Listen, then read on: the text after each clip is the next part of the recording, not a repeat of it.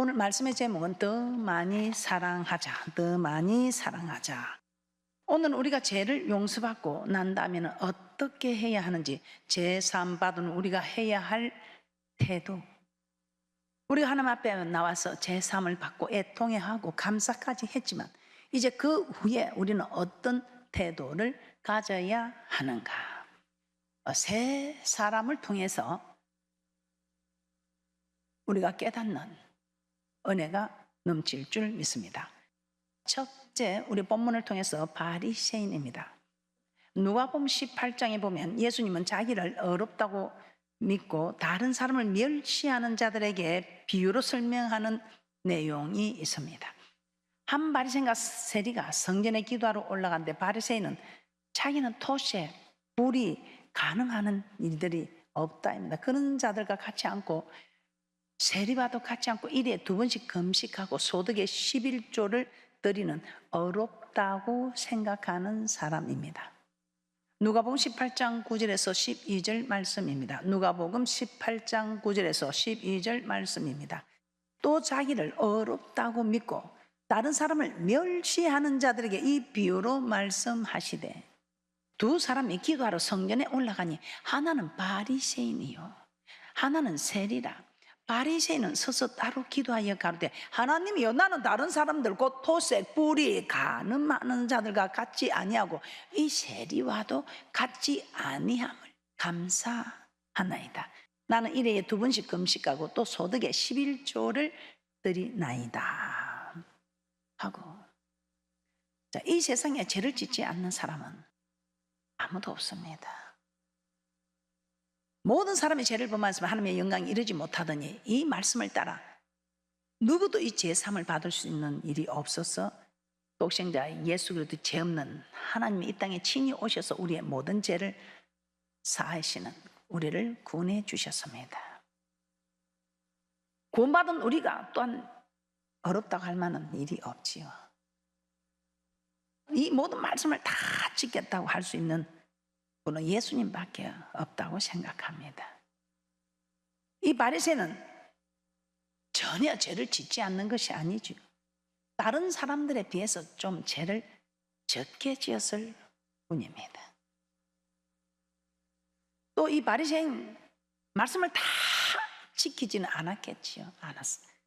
다른 사람들보다 좀 더 많이 지켰다 이 말입니다. 옆에서 기도하겠는 세리에 비해서 좀 더 잘 지켰겠지요. 옆에서 기도하는 세리보다는 좀 죄를 덜 지었겠지요. 그런데 이 바리새인은 자신의 죄를 보지 못하고 있습니다. 왜 그럴까요? 자신의 신앙을 하나님의 말씀 앞에 비추지 않고 다른 사람과 비교해 보기 때문에. 다른 사람과 비교해 보니 이 바리새인은 주위에서 죄를 범하는 그런 사람들과 지금 옆에서 기도하고 있는 세리보다는 죄를 덜 범하고 말씀을 좀 더 잘 지키고 있다고 생각하고 있습니다. 그래서 자신과 같지 않는 사람들을, 자신보다 좀 못한 사람들을 비난하고 멸시하고 있는 사건입니다. 우리도 마찬가지입니다. 우리도 자신의 죄를 보지 못하는 분들, 자신의 조금 어려운 그런 행위들을 다른 사람과 비교해보고, 나는 저 사람보다 좀 더 어렵다고 교만해지고, 왜 저 사람은 저렇게 못하는가 비난하고 원망하고 불평할 수 있습니다. 그런데 바리새인은 깨닫지 못합니다. 왜 깨닫지 못한다요? 다른 사람하고 비교해 보니까 전혀 자신의 죄를 깨닫지 못합니다. 다른 사람에 비해서 나는 토색, 불이 간음을 하지 않았다 이 말입니다. 그리고 나는 일회에 2번씩 금식하고 나는 내가 주의 종으로서 지킬 것 지키고 있고 죄 짓지 말라는 거 안 짓고 그래도 하라는 거 장 그대로 하고 있다 이 말입니다. 그러면서 왜 그렇게 살지 못하냐고, 왜 그러냐고 정지하고 비판하고 판단하는 그런 모습일 수 있습니다. 왜 그렇습니까? 자신의 죄를 보지 못하기 때문에. 여러분 중에도 이런 분들 있지요. 꼭 바리새인의 모습은 아니어도, 주의 종은 아니어도, 목회자가 아니어도, 기도 많이 하는 사람은 자기가 기도 많으니까 기도 못하는 분들, 왜 저 기도를 못하냐, 왜 기도를 안 하느냐고 비판하고 정죄할 수 있습니다. 또 봉사를 많이 하는 분들은 저분은 왜 봉사할 수 있는 힘이 있는데도, 여력이 되는데도 왜 봉사 안 하냐고 비난하고 비판할 수 있습니다. 또 헌금을 많이 드리는 분들, 저분은 보니까 왜 헌금을 많이 드리지 않나요? 자기 쓰는 건 보면 최고로 하고, 자기 쓰는 거는 그렇게 잘 쓰면서 왜 하나님을 사랑한다면서 헌금은 그렇게 하느냐고 비난하고 판단할 수 있습니다. 왜 그렇습니까? 내가 당신하고 비교해보니까, 내가 옆에 셰리하고 비교해보니까 내가 좀 어렵다 이 말이에요. 내가 사람하고 비교해보니까 내가 좀 어렵다 이 말이에요. 이걸 너무나 잘 나타내고 있는 말씀이 사도 바울입니다. 핍박자 포획자였던 사도 바울이 회심을 하지요. 주님을 만나고 보니까 이제 주님을 따르는데 그가 어떻게 고백할까? 사역 초기에 나는 사도 중에 지극히 작은 자다. 나는 사도 중에 지극히 작은 자다. 그렇게 자기가 참 율법에 흠이 없다고 자랑한 그가 자기가 최고인 줄 알았는데, 그래도 이제는 참 하나님을 만나고 말씀 참 입에 은혜가 깊어지니까 난 사도 중에 지극히 작은 자는 아주 겸손하게. 그런데 웬일입니까? 사역 중반쯤 들어가니까 내가 사도 중에 지극히 작은 자 아니야. 야, 이거 아니다. 성도 중에 지극히 작은 자라 그렇게 하고. 그뿐입니까? 사역 말기가 되니까 죄인 중에 괴수다 그렇게 이야기합니다. 그가 세월이 가니까 죄를 많이 지어서 죄인 중에 괴수라 할까요? 그렇지 않습니다. 하나님 말씀에 비교해 보니까, 사람하고 비교할 때는 자기가 최고 어려웠는데 하나님 말씀 앞에 서 보니까 점점 작고만 작아지는 모습이더라 이 말입니다. 고린도서 15장 9절입니다. 나는 사도 중에 지극히 작은 자라. 내가 하나님의 교회를 핍박하였으므로 사도라 칭함을 받기에 감당치 못할 자라. 그래서 자기는 사도 중에 지극히 작은 자라고 겸손하게 말했습니다. 그런데 웬일입니까? 사역 중반기, 에베소서 3장 8절입니다. 에베소서 3장 8절입니다. 모든 성도 중에 지극히 작은 자보다 더 작은 나에게 이 은혜를 주신 것은 청량할 수 없는 그리스도의 풍성을 이방인에게 전하게 하시고, 지극히 작은 자보다 더 작은 나, 모든 성도 중에 이렇게 고백하고 있습니다. 그런데 웬일입니까? 사역 말리가 되니 죄인 중에 괴수라고 고백합니다. 디모데전서 1장 15절입니다. 디모데전서 1장 15절입니다. mit보다 모든 사람이 받을 만한 이 말이요, 그리스도 예수께서 죄인을 구원하시려고 그 세상에 임하셨다 하였도다. 죄인 중에 내가 괴수니라. 죄인의 괴수라는 것은 죄인 중에서 가장 큰 죄인이라는 것입니다. 사도 중에 지극히 작은 자라 한 그가 이제 사역을 시작하고 자꾸만 시간이 지나니까 성도 중에 지극히 작은 자, 이제 나중에 마지막에는 죄인 중에서 가장 큰 죄인 중에 괴수다 이렇게 고백하고 있습니다. 이는 세월이 흐르니까 지은 죄가 자꾸 쌓여서 죄인 중에 괴수라고 합니까? 아닙니다.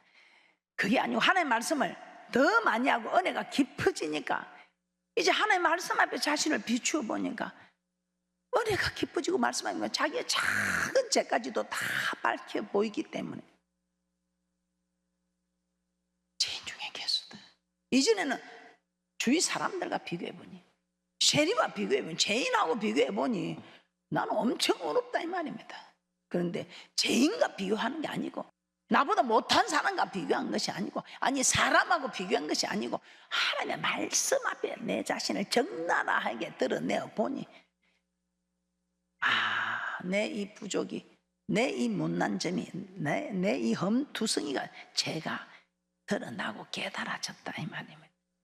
그래서 말씀을 알면 겸손해진다 이 말이에요. 여러분은 어떤 모습입니까? 주의 종들만 바리새인의 모습일까요? 주의 사랑과 비교하면서 원망하고 불평하고 비판하는 사람들은 바리새인이다 이 말입니다. 우리는 어떤 태도를 가져야 될까요? 이제는 회개했다고, 애통했다고 원망하고 불평하고 비난하는 절대 우리는 그 어떤 일에도 원망하고 불평하고 비방할 수 없습니다. 여러분도 여러분 자녀가 참 그렇게 이쁘다고 키워놨는데 여러분에게 자기 눈으로 봤을 때 아빠 이렇게 하고 엄마 저렇다고 이렇게 하면 여러분 참 마음 상하잖아요. 근데 아빠니까 엄마니까 좀 틀려도 그대로 따라주고 하는 그 자녀가 귀하듯이 우리도 마찬가지입니다. 이 교회 생활도 좀 불편하고 미납해도 참아주고 귀하게 생각해주고 하면 모든 일들이 만사가 형통함으로 굴러가게 되어 있습니다. 두 번째 셀입니다. 이 셀이는 어떤 사람입니까? 이스라엘 백성들부터 세금을 거둬서 로마에 바치는 사람들이었습니다. 이들은 많은 세금을 거둬서 중간에 그 세금을 가로채서 자기의 몫으로 가져가기 때문에 백성들로부터 장기들과 더불어 죄인 취급을 당하였습니다. 누가복음 18장에 나오는 이 세리는 바리새인과 성전에 기도하러 와서 멀리 서서 감히 하늘을 우러러 보지 못합니다. 가슴을 치면서 죄인이라고 하나님께서 불쌍히 여겨달라고 기도합니다. 누가복음 18장 13절입니다.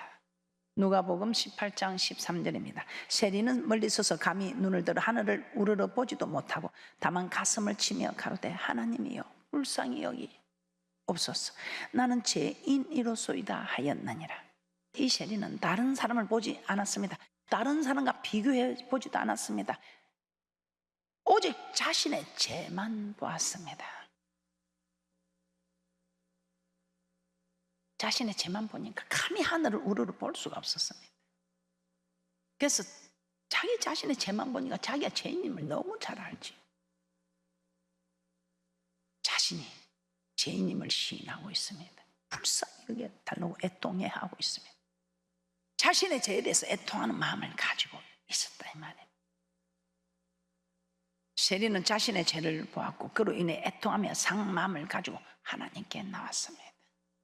그리하였을 때 하나님은 세리가 어떤 죄를 지었든지 그의 기도를 받아주셨습니다. 그리고 그를 자신의 의로움을 드러내고 교만하며 형제를 비방하는 바리새인보다 더 의롭다고 인정해 주셨습니다. 누가복음 18장 14절입니다.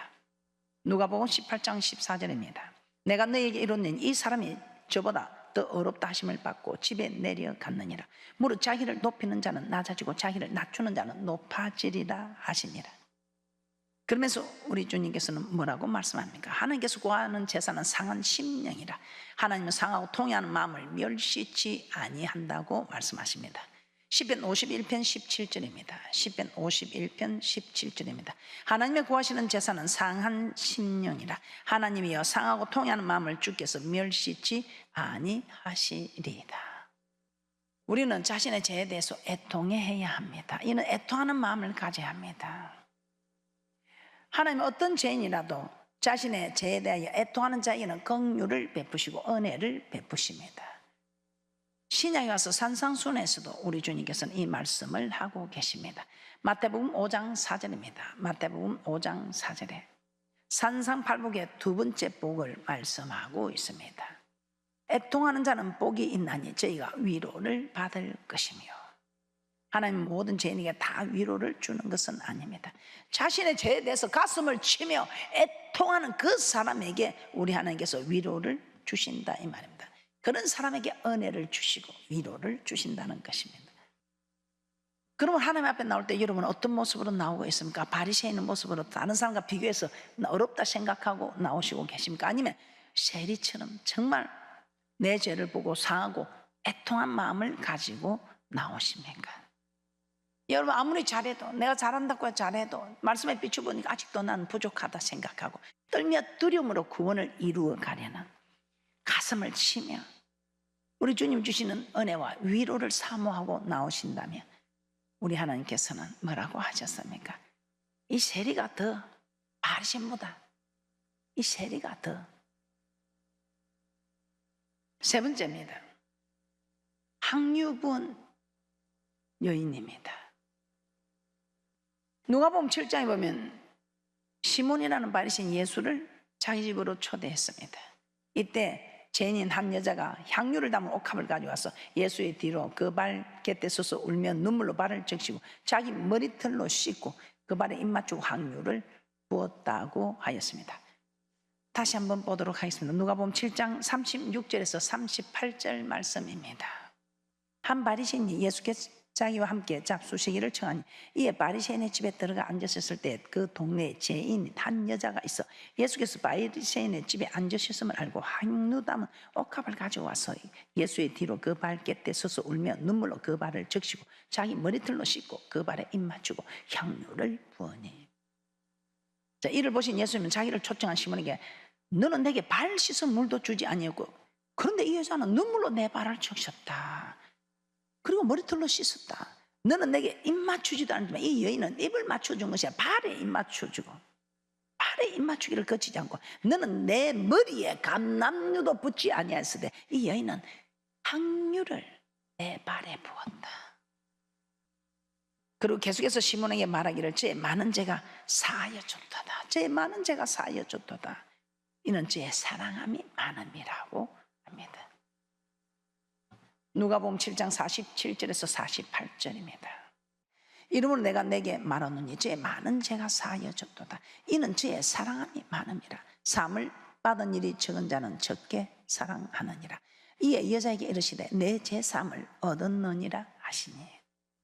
예수님이 이 여인의 행동을 보고 죄 많은 죄가 사하여졌다고 합니다. 그리고 여인에게서 내 죄 사함을 얻었다고 말씀하고 있습니다. 자신의 죄에서 이렇게 애통해하면서 옥합을 가져와서 향유를 꺼내 예수님께 붓습니다. 이때 예수님은 죄 많은 죄가 사하여졌다고 합니다.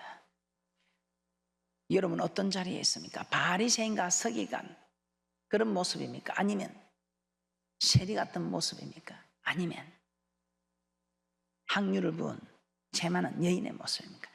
어떻습니까? 여러분은 혹시나 바리새인과 서기관의 자리에서 남편을 정죄하고 아내를 정죄하고 부모를 정죄하고 자녀를 정죄한 일은 없습니까? 성도를 정죄한 일은 없습니까? 주의 종을 정죄한 일은 없습니까?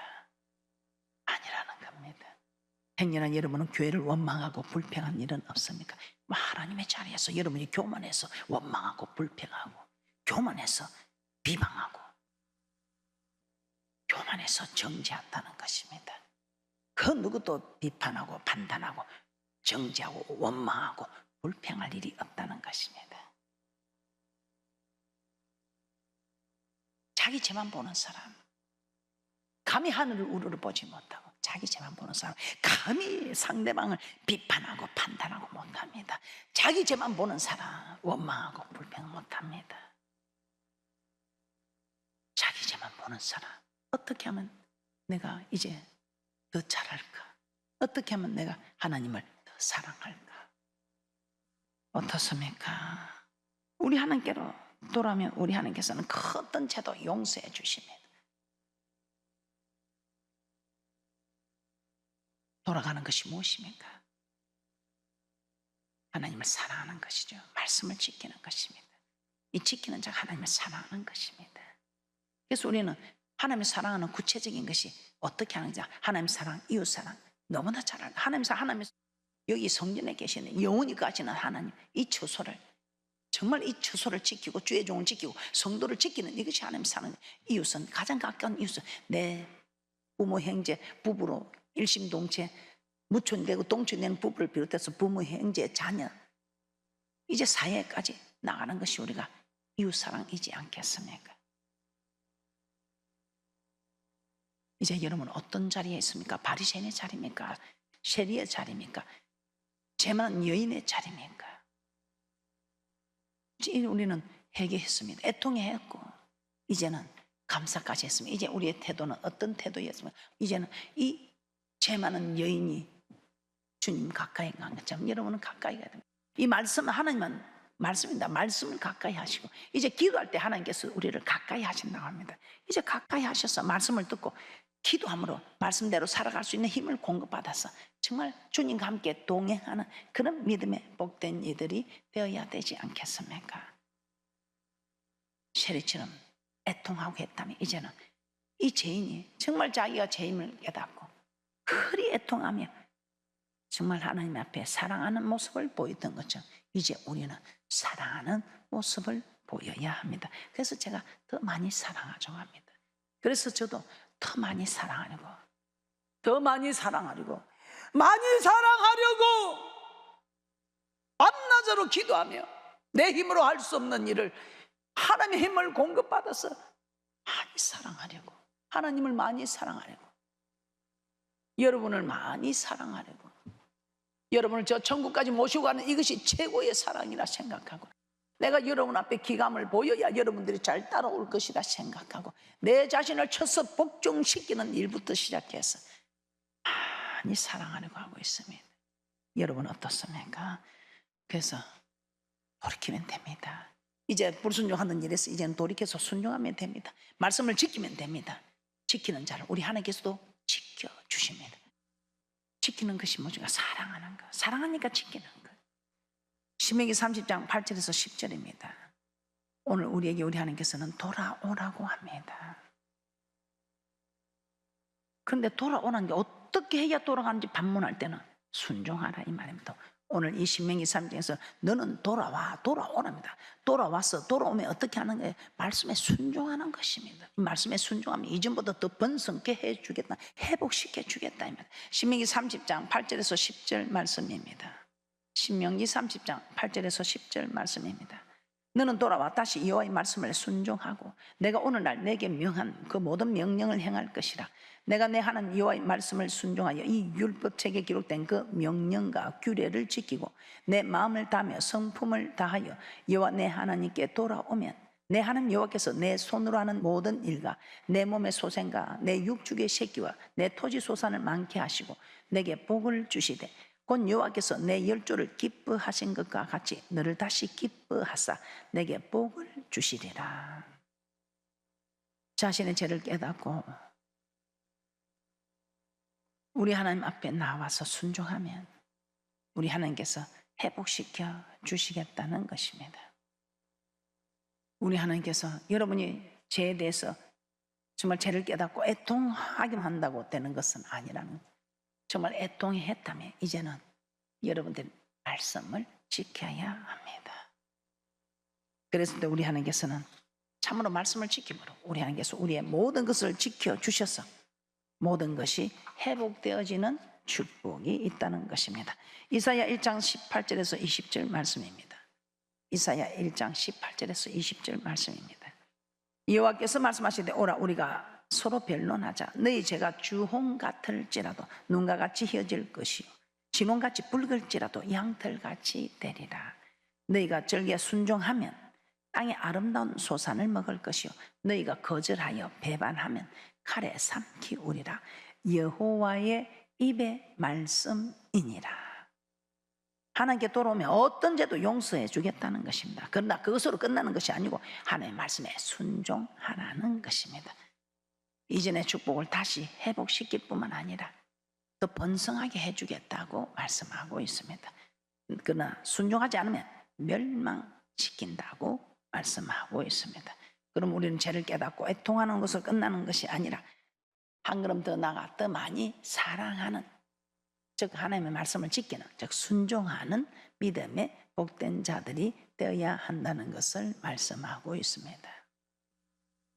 오늘 이 향유분 여인처럼 우리는 더 많이 사랑하여 더 큰 축복을 받아 누리는, 이 땅의 복만 아니라 저 맹찬 땅에 가서 영생 얻는 복까지 받아 누리는 그런 귀한 분들 되시기를 주님의 이름으로 부탁하며 축복합니다. 결론입니다. 누가복음 18장에 나오는 바리새인은 자신의 죄를 보지 않고 주위 사람들과 비교하여 교만하였습니다. 세리는 자신의 죄를 보며 애통해 했습니다. 그러나 항유부원 여인은 자신의 죄로 인해 애통해 하면서 이전보다 예수님을 더 많이 사랑하였습니다.